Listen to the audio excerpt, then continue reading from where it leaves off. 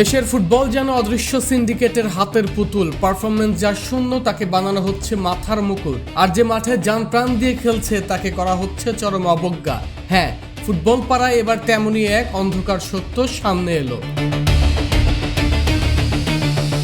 গত বছর অনূর্ধ্ব-23 Asian cup বাছাইয়ে Vietnam আর ইয়েমেনের বিপক্ষে মাঝমাঠকে স্রেফ নরক বানিয়ে ছেড়েছিলেন মুজিবুর রহমান জনি।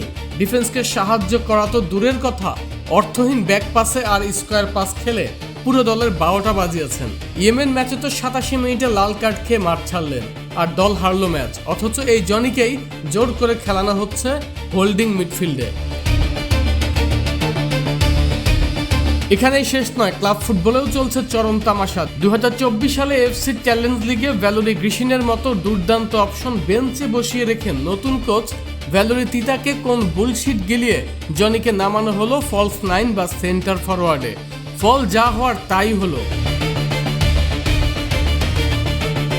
এবারের লিগে 6 ম্যাচে মাত্র 168 মিনিট খেলে জনির গোল কন্ট্রিবিউশন মোটে একটি।